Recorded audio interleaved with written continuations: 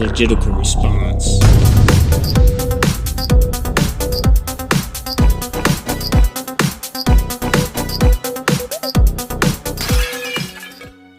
Hyper-political issues. The FBI. The FBI. Of the Hunter Biden laptop story. Hunter Biden's laptop. Hunter Biden. Hunter Biden. Russian propaganda and the Russian disinformation. and important misinformation. Hunter Biden. In a drunken stupor. Useful idiot. The QAnon repair office. Yeah, we're just gonna take everything. We can't share this at all. Well, here we are again, and I know what you're thinking. Haven't you already done a video on this? And to that, I would say, yes. Damn, this ain't good for Joe Biden. Hunter Biden's the Hunter Biden laptop is real. That they did authenticate his laptop. It was his laptop. But then you might be thinking, haven't you already done a video on that too? And to that, I would say, yes. Wait a minute. What are y'all doing? Directing the FBI to target parents. The FBI has lost their way. The FBI and the Department of Justice have become thoroughly politicized. But I've never done a video on both together. Hunter Wait a Biden. minute. What Hunter are y'all Biden's the doing? Hunter Biden Directing laptop is the real. FBI They to did target authenticate parents. his The laptop. FBI It was has his lost laptop. And now I can. So connecting these two stories and putting them together, I have to say thanks to Mark Zuckerberg, the owner of Facebook. And I'm a bit relieved because from my perspective, it looked like Twitter and Facebook were both intentionally suppressing this story. And come to find out it was, but it was a lot more honest on their part, which you will see here in a minute. But I kind of want to go over this whole thing, so I'm going to start where it begins, at the beginning. Which, if you think, yeah, normal, you don't know me very well. I usually start in the middle and then work both ways. The FBI met with me at my home as I voiced my concerns. I just want this out of my shop. At this point, just get it out of my shop and give me a phone number I can call should somebody come looking for it or wants to harass me about it. And they're like, yeah, we can't do that. When they showed up, instead of bringing a tech guy with them, they brought a subpoena. And they're like, yeah, we're just gonna take everything.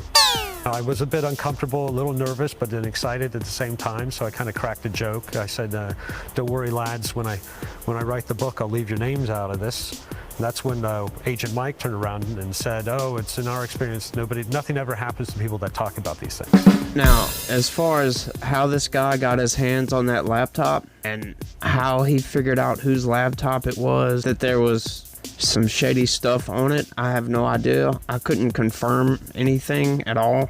I did search for a little while, but I couldn't find nothing, so that's kind of unknown. It was supposedly dropped off at that guy's repair shop, but nothing says who dropped it off, why they dropped it off, none of that, so that's kind of up in the air. It has been confirmed that it was his laptop. And then there's another segment coming up that'll show kind of what was on it.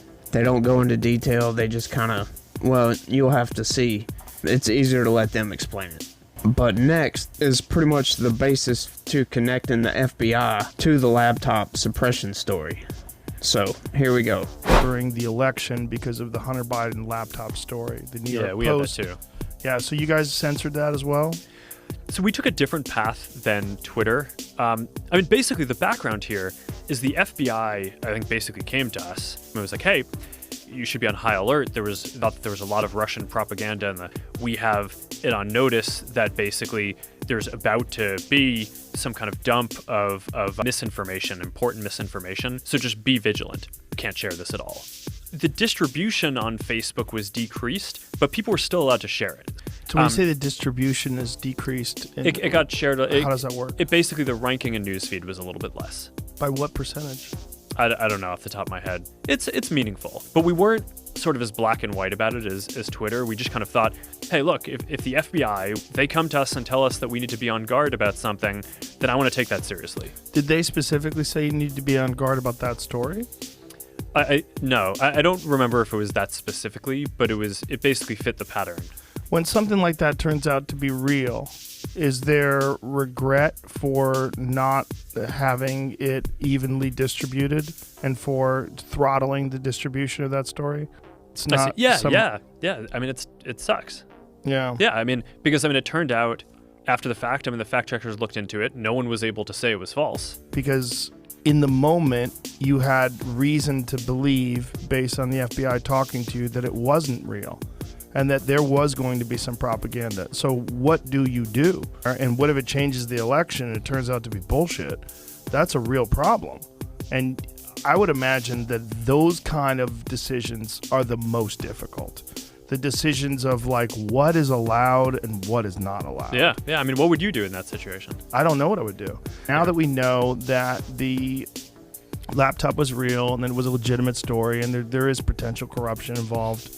Like if something comes along and the Republicans cook up some scheme to make it look like Joe Biden's a terrible person and they only do it so that they can win the election, but it's really just propaganda. What are you supposed to do with that? Crazy, right? Now, when I first heard that they were suppressing this story, I was looking at Twitter, Facebook, all the social media as like, they're all working together, blah, blah, blah. I didn't say that out loud, but it just seemed that way. And now we find out that wasn't really the case. It was really all the FBI. There's no way to prove it, but all the pieces are there, and it's just too much of a coincidence. I'm sorry. With all the stuff that the FBI has been doing against Donald Trump, you're not going to convince hardly anybody that is thinking rationally that it was just a few bad actors in the FBI. There has to be a lot more involved in it, but now this guy coming up is going to kind of talk about how it connects to Joe Biden, somewhat of what was on this laptop that was so damning. So here we go. May 13th, that email was sent from James Gilliard to me. I didn't generate that email. James Gilliard generated that email. And in that email, James Gilliard goes through intimate detail of what each individual's requests were from a compensation perspective and how the equity in the enterprise would be divvied up. In that email, there's a statement where they go through the equity. Jim Biden's referenced as 10%, doesn't say Biden, it says Jim. And then it has 10% for the big guy held by H. I 1,000% sit here and know that the big guy is referencing Joe Biden. That's crystal clear to me because I lived it. I met with the former vice president in person multiple times, and I had been meeting and talking with Hunter Biden and Jim Biden and Rob Walker and James Gilliard. One major problem with the whole Mark Zuckerberg thing, with the FBI coming to him and coming to Twitter and all them talking about the Russian propaganda, how the hell would they know that Russia is about to dump some propaganda or false news, whatever? How would they know that exactly? That's curious. But, that's all the pieces to the story. Put that together however you want. When I put it together, it scares me. It really does. If some of these institutions in America are intentionally trying to alter the perception of a presidential candidate like that, voting wouldn't really matter. You would be hard-pressed to convince me that the FBI didn't do that. Especially when you couple this with everything that's been going on with Donald Trump ever since 2016 when he became president. There's something majorly corrupt going on here. And my question is, how come nothing's being done about it? And how come the Democratic left is completely ignoring this? They're constantly talking about, threat to democracy, threat to democracy. They're going full Trump derangement with the January 6th. But they're overlooking the evidence that's right in front of their face. Corruption is the only thing that can explain it.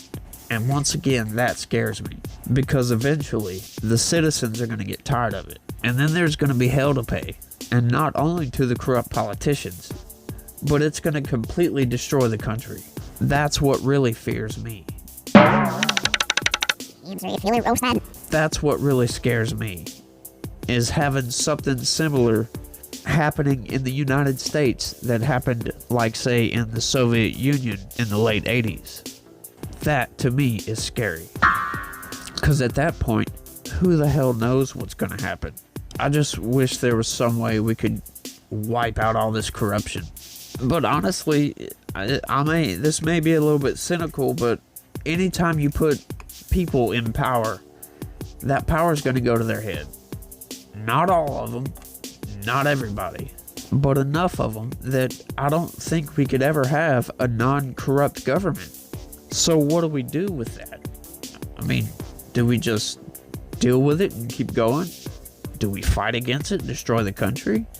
I mean, when the founding fathers created this country, it was created to prevent stuff like this going on. How the hell did we even get here?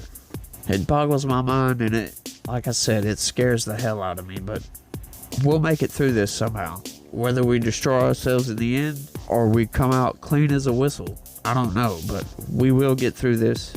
Well, that's all I got for this episode, y'all. I want to say thanks for watching. Please hit that subscribe button. Maybe even give it a like if you liked it. And we'll see y'all in the next one. Y'all stay positive. Peace.